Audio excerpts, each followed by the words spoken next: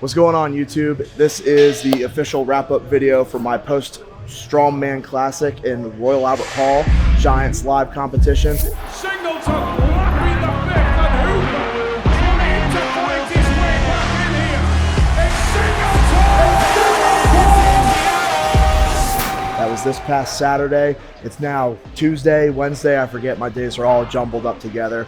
I am post 15, 16 hours of travel. I am post not sleeping very well, but it's all part of the business. It's all part of the game. I am back in the good old US of A. I'm back home in Nashville, and honestly, like, it felt really good walking through all the airports and doing all my traveling and stuff with my gold trophy in my hand. It felt really, really good. Overall, I'm very happy with my performance. I am proof in this competition that consistency is key. I did not win a single event, and I took the gold trophy home. So you don't need to win everything. You don't need to take first in every single event.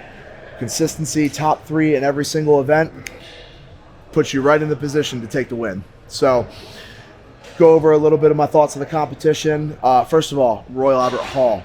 Beautiful venue. It's an amazing thing that Strongman can take place in such an iconic and historical building. I think the attendance was around 4,000, which is around half to a third of what the Giants Live crowd usually is. But just because of the atmosphere of the competition overall and the structure of the building itself, easily it's one of the loudest venues that I compete in year round.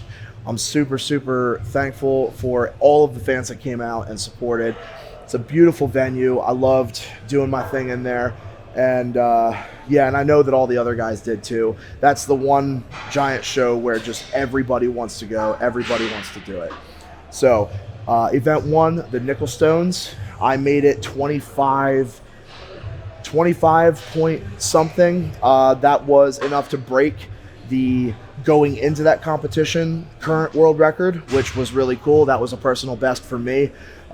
Obviously, I've got my blood blisters on my thumbs, but thankfully I didn't tear any calluses, which some guys do. That was a really good distance for me. I'm very proud of that. I believe I ended up taking third in that event behind Mitchell Hooper, who got me by like 1 meter, and Eddie Williams coming out of nowhere, and probably, I forget what he got, but he was somewhere in the 30s. He got like 10 meters in front of everybody. That was wild. A super out of nowhere but crazy impressive performance from Eddie. So Eddie Williams, all the props and respect. That was really, really cool to watch, and the crowd was just electric. They loved it. So event two, going into it, super yoke. Obviously, me and Mitch were the favorites to win that one. We had a little bit of back and forth going on with our training videos leading up to that, and he ended up taking the win. He got me by like 2.5, 3 seconds. And props to him. You won the yoke. Good for you. I give you all the props. You showed that you were the faster guy on the day. So yeah, that was pretty much went exactly how expected. It was either going to be me or Mitch in top first and second. Third event, the deadlift. Was the max reps on the axle deadlift. And if you do pay attention to it, we're at a slight deficit, so it's even harder. So they made a terrible deadlift event even more difficult. Throwing the suit on, obviously I'm not even sure that I can have kids anymore wearing that thing. It's so tight. But I went in there and I was given 5 reps. I managed to pull 6, but I wasn't given one of the reps because I did not wait for the down call as instructed after the event was over by my referee, Magnus from Magnuson. The responsibility falls on me. I blame nobody but myself. That was my fault. I should have waited for the down call. That would have been a personal best, and that would have been enough to tie for second with Trey Mitchell, who's renowned as a deadlifting, like, not specialist, but he's damn good at deadlifting. So I will take that. I will take that very, very much. Second place, I believe, went to Trey, and then first place went to, again, Mitchell Hooper. I believe he got 7 reps, Trey got 6, and I got 5. So not bad, almost a PR. I know that it's there now, so all I can do is take that and build on it. So maybe next time there's axle for reps, I can do 6, maybe 7, and really push for the win in that event. Fair enough. I'm happy with that. Going into the next event, the Viking press. This was an event that I was so confident that I was going to do super well in, and I did. The world record going into that event was 13 reps. I was hitting 19 consistently in my training. I knew I was going to shatter that world record, and I ended up with 17 reps. I ended up losing my brace.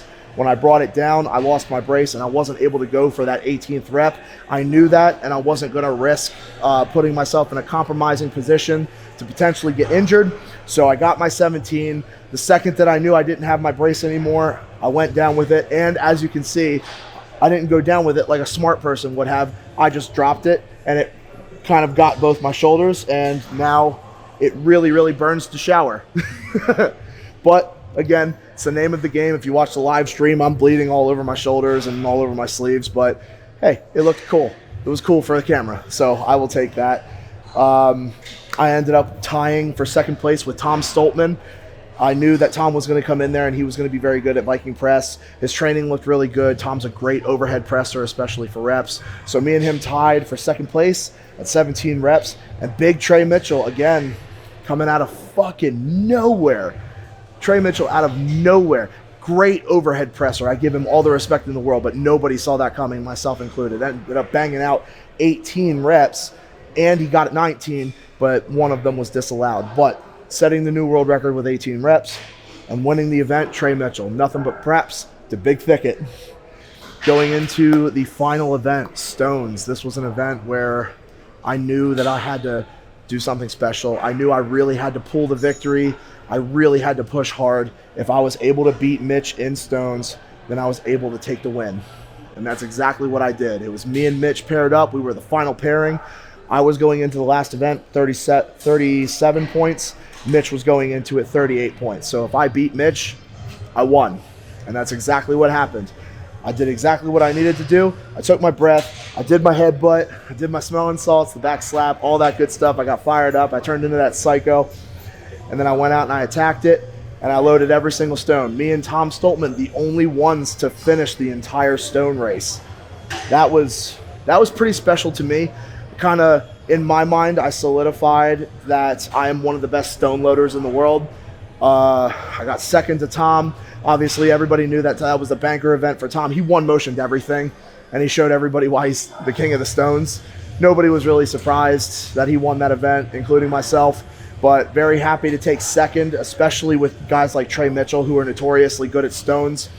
Very, very proud of my performance overall. That gave me enough of a push to pull the win. And I ended up, the second that I loaded the fifth stone, if you rewatch that event and you watch my facial expression when I load that stone, it's just like that instant realization that I won the entire competition, and I'm just overwhelmed with emotion. I had no idea what to do with myself. I just started shouting, I started screaming, I started pointing at the crowd, and for me that was a really big moment because I proved a lot of people who didn't think I had it in me to beat guys like Mitch Hooper and guys like Tom Stoltman, World's Strongest Man winners. I proved all of them wrong, and I showed them that not only am I a good strongman, but I'm one of the best. I am going to fight tooth and nail until the very, very end of every single competition that I do, and I'm here to win. I don't go to competitions to place. I don't go to competitions to have fun. I do have fun when I'm there.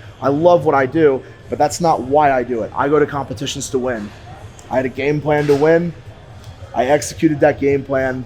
I came back to Southside with a gold trophy. It's enough said. Really, really proud of my performance. I'm super happy that I got to compete with all my guys, and honestly, it was just an awesome weekend in a beautiful venue, hanging out with the Giants Live crew. They ran it so smooth, as they always do. They put on an amazing show. They showed why they're the leaders.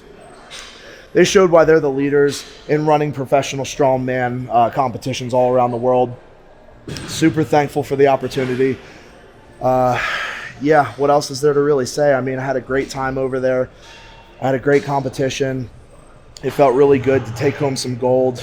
I haven't taken home gold in 2 years, so it felt really good to win that. And another thing that I wanted to touch on is that a lot of people going into that competition, myself included, referred to this as the strongest Giants Live lineup ever.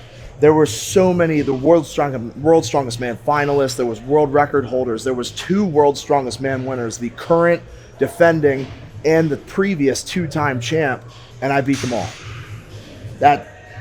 If that doesn't say that I'm capable of winning World's Strongest Man, I don't know what is. And I can promise you this, I am going to pursue that title with everything that I have, every single time. World's Strongest Man will be mine one day. You mark my words.